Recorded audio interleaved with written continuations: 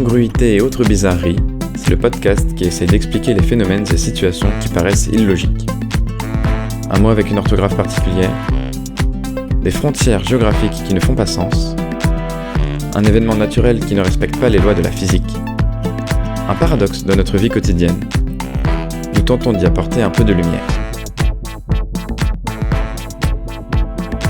Aujourd'hui, les équipes nationales des îles Britanniques. Par quoi est définie une nation ? Par quoi est défini un pays ? Et par quoi est défini un État ?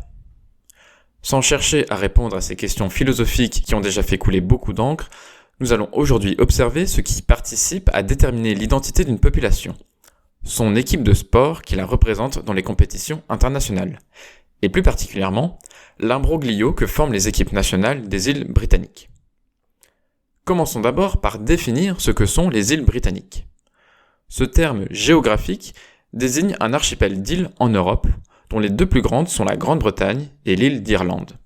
Mais il y a aussi l'île de Man, les îles Scilly, les Hébrides, les Shetland et les Orcades.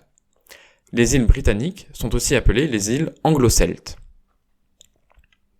Ce territoire géographique est politiquement divisé en deux pays depuis 1922. La République d'Irlande, qui occupe une partie de l'île d'Irlande, et le Royaume-Uni, qui contient l'île de Grande-Bretagne et la partie nord de l'île d'Irlande, l'Irlande du Nord. La République d'Irlande est un État-nation, alors que le Royaume-Uni est constitué de 4 nations, l'Angleterre, le Pays de Galles, l'Écosse et l'Irlande du Nord. Sans refaire un cours d'histoire, retenez que la guerre d'indépendance de l'Irlande aboutit en 1922 à une situation où le sud de l'île est une république indépendante, alors que le nord de l'Irlande est toujours attaché à la couronne britannique. Cette situation n'est pas sans source de tensions, notamment durant les troubles de 1968 à 1998, dont la fin fut les accords du Vendredi Saint. De même, les identités écossaises et galloises peuvent être source de tensions.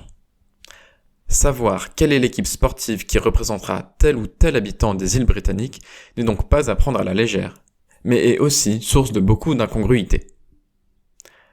Le premier sport que nous étudierons est bien évidemment le rugby. Prenons le tournoi des 6 nations. Il y a la France, l'Italie, l'Angleterre, le Pays de Galles, l'Écosse et l'Irlande. Mais où est donc passée l'Irlande du Nord ? Eh bien en fait, dans ce cas, l'équipe d'Irlande réunit les joueurs et joueuses des 2 nations, Irlande du Sud et du Nord. Cette situation est unique au sein des fédérations de rugby internationales, car la fédération irlandaise du Sud est la seule à s'occuper de 2 entités politiques différentes. Et pour les compétitions nationales, championnats et coupes de rugby, comment cela se passe-t-il ? Le championnat d'Irlande de rugby à 15, ou la All Ireland League, est un championnat réunissant 52 clubs irlandais, couvrant l'ensemble de l'île d'Irlande, avec donc des clubs irlandais et des clubs nord-irlandais. Cependant, le championnat d'Irlande de rugby à 15 n'est pas la principale épreuve de rugby en Irlande.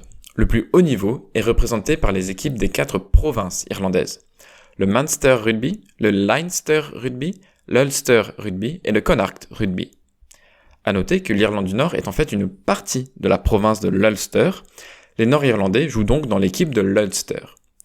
Ces équipes participent à la Celtic League, composée d'équipes représentant les provinces d'Irlande, des équipes écossaises, des équipes galloises et maintenant 2 équipes italiennes. Mais surtout, ce sont aussi ces 4 équipes de provinces irlandaises qui participent à la Coupe d'Europe des clubs de rugby à 15. D'ailleurs, les matchs des équipes de province attirent plus de public, notamment en Coupe d'Europe, que les matchs de clubs du championnat. Partons maintenant voir le football, autre sport très populaire dans les îles Britanniques. Sur l'île d'Irlande, il existe une fédération de football propre à l'Irlande du Nord, membre de l'UEFA et de la FIFA. Il y a donc des équipes nationales de football pour l'Irlande du Nord, pour l'Écosse, pour l'Angleterre et pour le Pays de Galles, lors de compétitions internationales de football. Bien que toutes ces équipes ne représentent en fait que 2 pays, la République d'Irlande et le Royaume-Uni.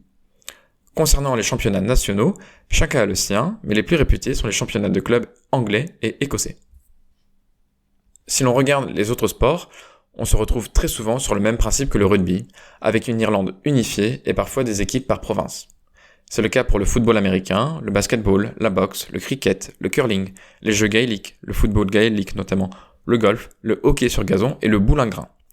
Pour le hockey sur glace, le club de Belfast, capitale d'Irlande du Nord, participe au championnat du Royaume-Uni.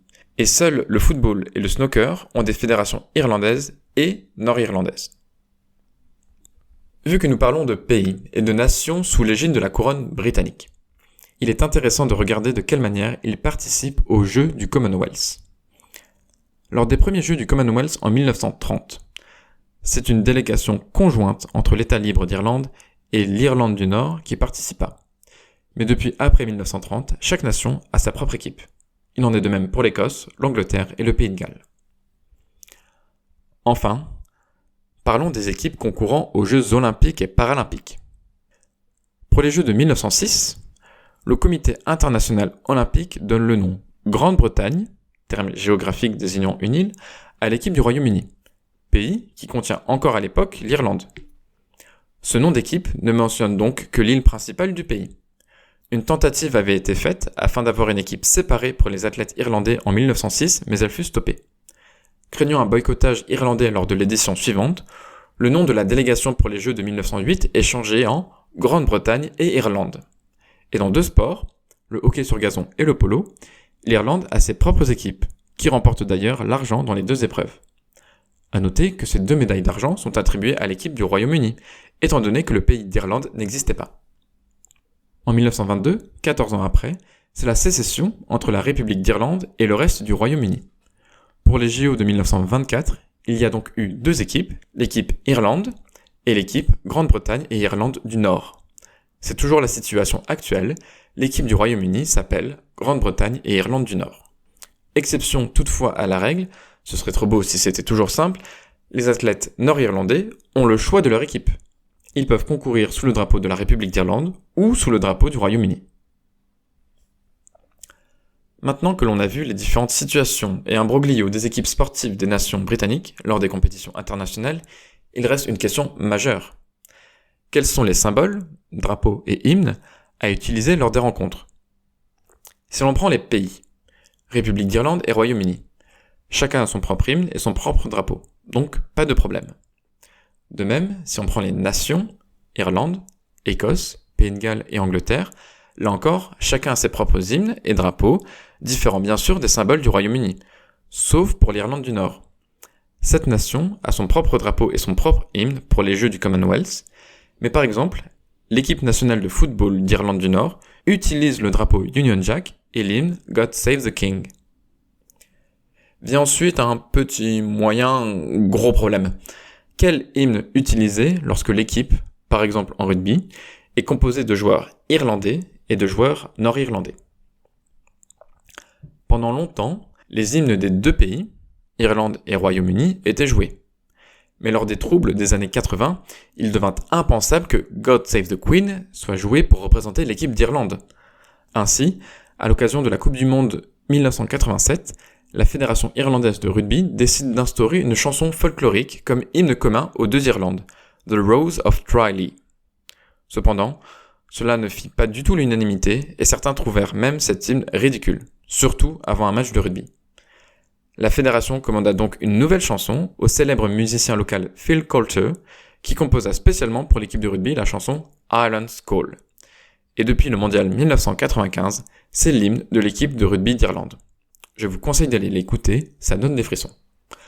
Encore une petite exception, lorsque l'équipe d'Irlande de rugby joue à Dublin, en plus de l'Ireland's Call, l'hymne national de la République d'Irlande est aussi joué.